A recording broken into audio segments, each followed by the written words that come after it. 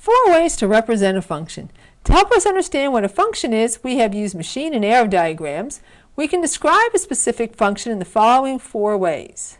Verbally, by description in words, algebraically, by an explicit formula, visually, by a graph, or numerically, by a table of values. So here are 4 different functions, each represented one way. To convert, so verbally using words, to convert from Celsius to Fahrenheit, multiply the Celsius temperature by 9/5, then add 32. So this gives us the relation between Celsius and Fahrenheit temperature scales. Algebraic, we have a formula there.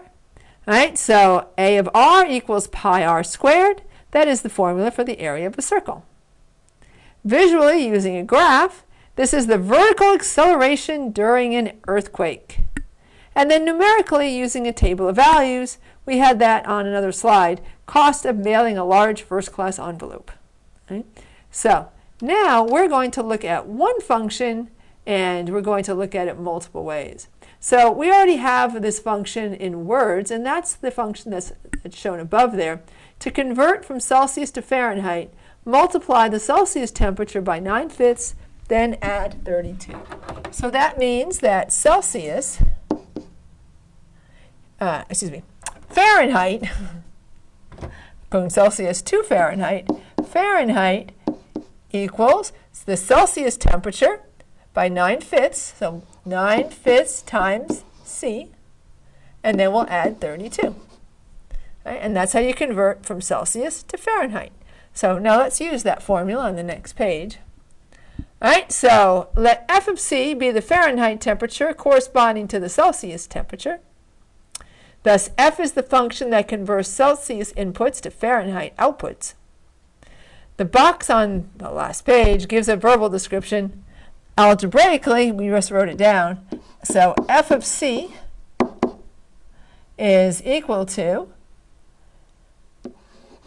9/5 C plus 32. There's our algebraic formula.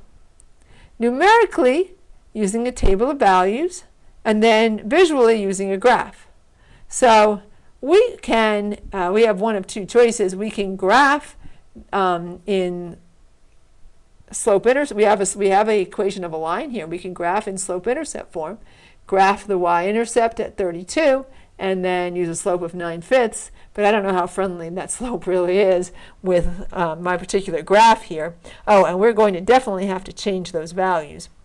So just ignore, and I think you have this, so just ignore the fact that it says 10 and -10. We'll just forget about those.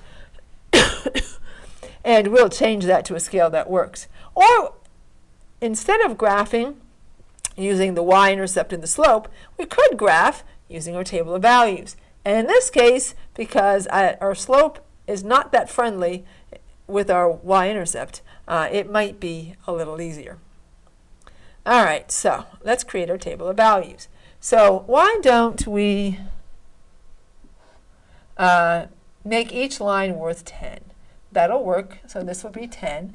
That way we can go from 0 to 100 in Celsius. Let's make each of these lines worth 10. So we can go from 0 to 10 in Celsius, right? 0 to 100 in Celsius. Because remember, our Celsius here is the independent variable. That would be along the x-axis.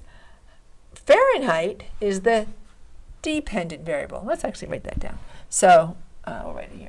Celsius is independent, and Fahrenheit is dependent. Now, we're not going to have the same scale on the x and y axis because one of them is going to be very difficult to graph. So our graph is slightly distorted because we're not using the same scale, but that's okay. We're going to make each one worth 20 along the y-axis, right? And that's because the values for the Fahrenheit scale are greater than the values for the Celsius scale. All right, so that'll be fine. All right, so now let's create a table of values. All right, so here's Celsius, here's Fahrenheit. All right, and so if, let me make it a little bit bigger, and so this is B here. All right, and then of course this will be C. All right, and so let's plug in. If we plug in 0 for Celsius, we'd get 32 for Fahrenheit, right? And 0 in Celsius is freezing. 32 in Fahrenheit is also freezing. All right, so we'll plug in. So we'll plug in 0, 10, 20, 30, 40, 50, 60, 70, 80, 90, and 100. And you know what? We don't even have to really plug in 100 because 100 is boiling on the Celsius scale. 212 is boiling on the Fahrenheit scale. So we know that one. And if you didn't know that one, it's okay. Now you do. All right, so 9/5 times 10 plus 32.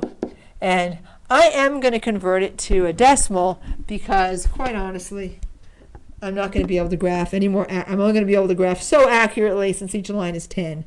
So it's fine. All right, so 9 divided by 5. And actually, this will be a terminating decimal, so it's no big deal if I convert to a decimal because it's 50 degrees. 9/5 is a terminating decimal, so no big deal if we change that to a decimal.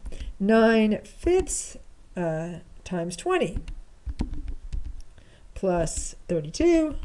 Oops. I just hit 35. This would be 68.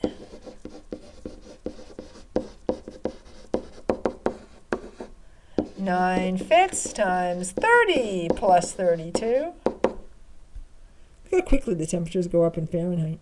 All right, so, and actually, you know what? 9/5 is 1.8. I'm tired. I don't know why I'm keep plugging it in as 9/5.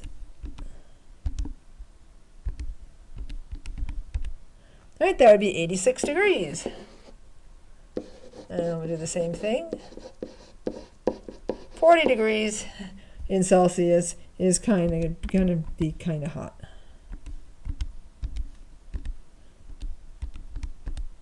$104, like I said.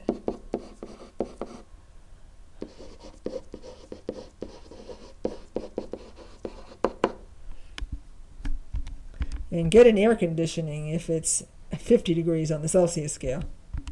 Quickly. Because it's 122 degrees. That's just about as hot as it can get outside. And times 60 plus 32. This would be 140 degrees. Oops, I forgot to write it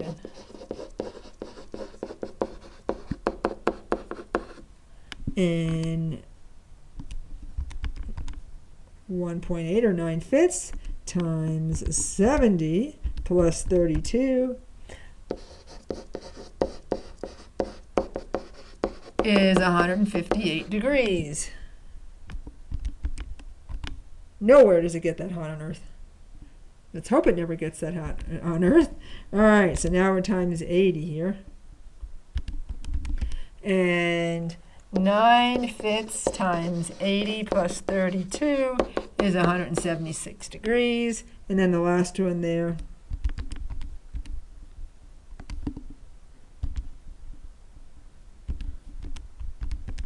is 194 degrees.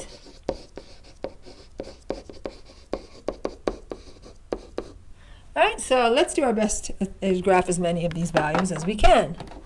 All right, so we have 0 on the Celsius would correspond with 32. So that's roughly right there. And 20 would be, oops, I forgot each line is, this is not 32 because each line is 20. Oh, here, just cut. Sorry, got my, so this is 20, this is about 32, about halfway. Best I can do. All right, so when it's 10 degrees, it's 68. So 20, 40, 60. It's almost halfway. When it's 30, 10, 20, 40, 60, 80, and a smidge more. Oops, did we? Oh, I skipped 20, didn't I? No, I skipped 10. So 10 is 50. So right here. You see, it's looking like a linear function. All right, so 40, 20, 30, 40, 104. So 20, 40, 60, 80, 100. It's just about 100 on that particular graph. All right, at 50, 20, 40, 60, 80, 120. And then 60, 40, 60, 80, 100, 120, 140, exactly 140. And 70 is going to be 158. So that's just about at that next line up. And then 80 is 176. So this was 160, 180, so about there. And then 90, so 20, 40, 60, 80, 100, 20, 40, 60, 80, just about 200. And then where, oh, excuse me, not, yeah, just about 200. And then it's kind of like leveling off here. There we go. All right, so let's connect our dots.